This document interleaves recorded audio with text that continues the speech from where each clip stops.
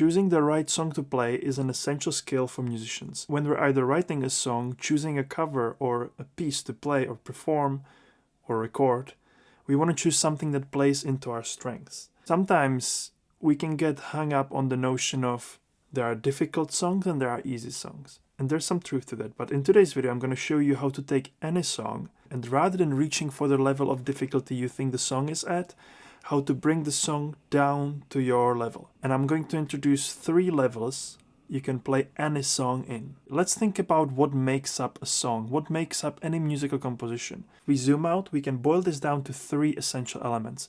One is melody, that's usually what a singer would sing. One is harmony, those are the chords we play.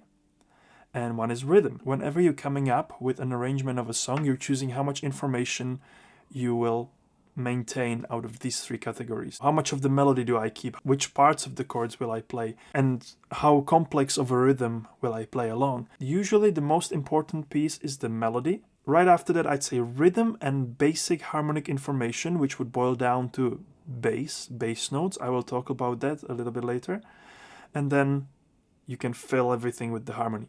As an example song, I chose the song Hit the Road Jack. And I'm going to now show you how to play this song in 3 different levels, starting from beginner, going all the way up to advanced. Let's take a chorus of the song as an example. In terms of the melody, we have Hit the road, Jack, don't you come back no more, no more, no more, no more. Hit the road, Jack, don't you come back no more. People are usually used to sing songs without thinking about it, but when we start learning them as musicians, somehow, from all of the sudden, it becomes hard. So don't overthink it, just learn the melody as if you would sing along, driving a car or whatever. We have the harmony, which in this case would be E minor. I'm playing it in a different key than original. In E minor, D, C, and B7. Yeah, and then we have the rhythm, which is something like...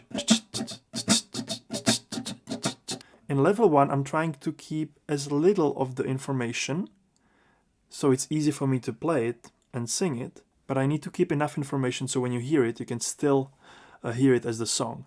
Number 1 priority is the melody, and then right after that, some sense of rhythm, some sense of feel. So if I was learning this song as a complete beginner, I would learn to sing it first, in the right key, ideally, in the key I'm about to play it in. Hit the road, Jack, and don't you come back no more, no more, no more, no more. Then what I would do, I would try and get some basic, very, very basic rhythm. Keep this really, really natural, almost as if you were to tap your foot or something. So let's say I would tap the foot like this. Ba, ba, ba. Hit the road, Jack, don't you come back no more, no more, no more, no more. Right, so I have the melody and I have some rhythm. This already could be a kind of fun way to play it. Hit the road, Jack, and don't you come back no more, no. You got the point, right? I'm already feeling into the music. The professionalism comes from doing these little things well rather than doing a lot of things badly. So even this already would be professional sounding performance if you think about it. Yeah, so just tapping your guitar, your foot, your chest, or stomping your foot, and you got a basic arrangement. Now, even as a beginner, I would like to give you a little bit of harmony information too. So the easiest thing you can do here is to play the bass notes. The bass notes are the notes that the chords are usually named after. So if I have E minor, the note would be E. So I would choose to play the note E here. Then the next chord is D. So the next note would be D. Then the next note would be C, chord C. No matter if it's major or minor, I just play the note. And the last one would be B. I can also play down here. So E, open D, C, and B. So 2nd fret on D string, open D, 3rd fret on A string, 2nd fret on A string. So now remember the rhythm I did? Now I'm going to play the bass notes in the same rhythm. And now I'll add the singing. Hit the road, Jack, and don't you come back no more, no more, no more, no more. And there you go. Then I have a simple arrangement for a beginner level.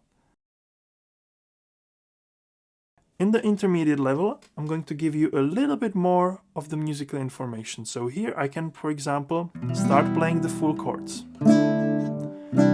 So now I'm playing the bass notes, but also some notes on top that are composing of those beginner chords. So E minor, D, C, and B7, yeah? In the right hand on the guitar, I can now start strumming the rhythm and make it a little bit more complex. So maybe 1, 2, and 1, while still singing the melody. So slightly more complex rhythm, a little bit more information about the harmony, so fuller chords, and the melody would still stay the same, although maybe in the beginner level I would only focus on the main aspects of the melody. Hit the road, Jack. I would keep it really simple. In the intermediate level I can start playing around with the melody a little bit more, but still maintaining the important information that makes the song, which is singing the right notes at the right time, which I understand in and of itself can be challenging. But again, if you can sing along your favorite songs in the car, try and sometimes turn off the radio and sing it without it, or maybe try a backing track or singing along and then turning the volume down gradually until you can actually hear your voice more, and then you realize that you can actually do it. A lot of the times it's more about the confidence and believing yourself that you can actually do it. There can be a block where you don't hear the supportive voice. It can feel scary, but trust yourself. Okay, so we have the chords, and now the rhythm could be down, down, up, down, down. Chords.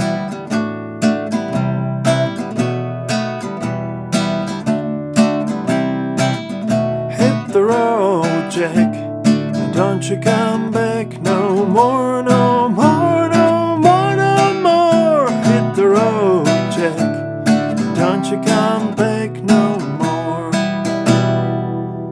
There you go. This is your intermediate level of accompaniment for Hit the Road, Jack. Now, one thing I didn't talk about here is the vocal range.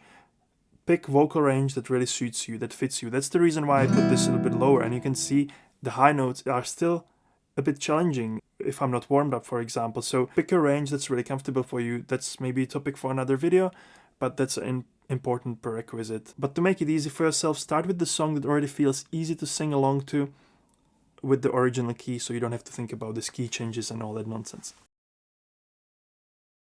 Okay, now let's move on to the advanced accompaniment for advanced players, more seasoned musicians. Now you can start playing different inversions, different shapes of the chords that we already discussed. So this would be E minor, for example. You can flavor it with some seventh chords, some jazz chords a little bit. You can try and use different techniques in the right hands, like fingerstyle. You can start playing with the rhythm.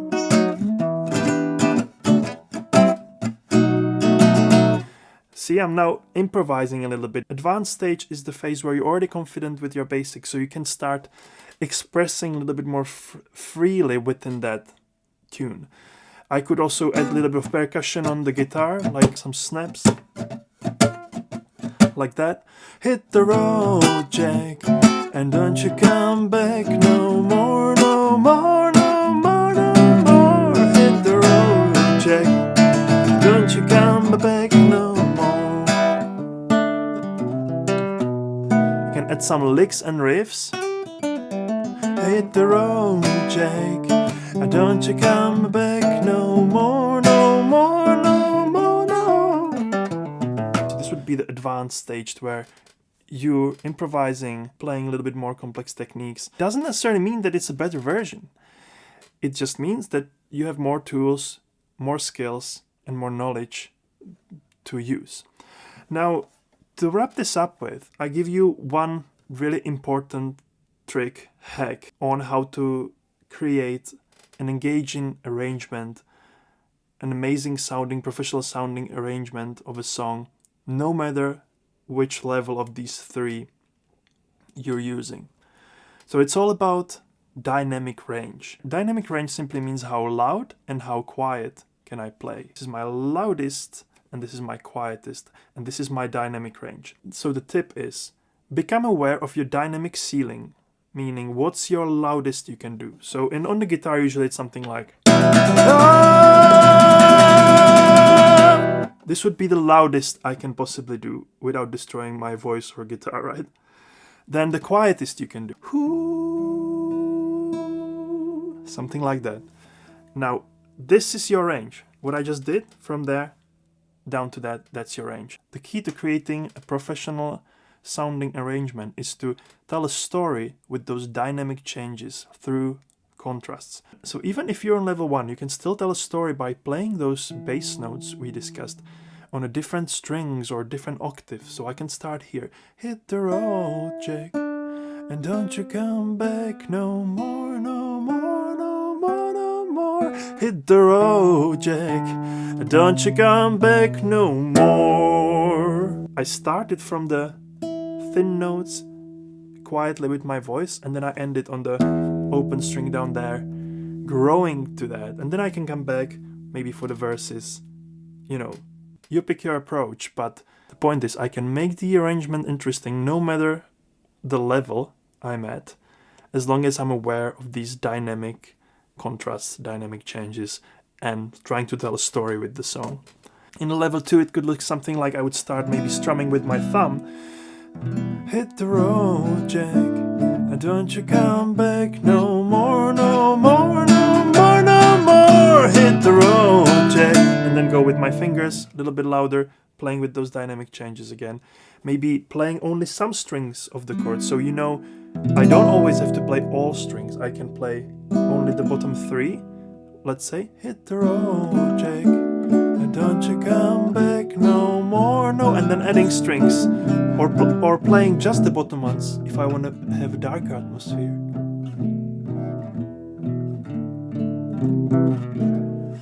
In the advanced level you can obviously now start changing the positions where you play the chords to build up your arrangement, and start adding some color with more complicated chords like this, like a E minor 9, 7, 9, E minor 9. Hit the road, Jack. So we can start simple. Hit the road, Jack, and don't you come back no more, no more, no more, no more. You can start adding these chords. Again, it doesn't necessarily mean it's better. It's just you have more tools. Essentially, you have more words to speak with, to express through. Fundamentally, this video is meant to encourage you to just work with what you've got and don't be hung up on, I'm not there yet, I'm not good enough yet. You can play and sing songs with a very little, and it can be very authentic, very expressive, and beautiful to listen to. There are some famous performances with just a double bass and a vocal. There's people like Bobby McFerrin who are obviously brilliant and well beyond advanced or anything, but they can make up the whole song just from the bass and a simple melody and jumping between them.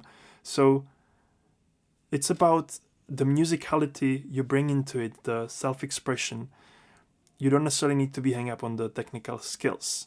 Work with what you got and express yourself, your emotions. Put them out there through music.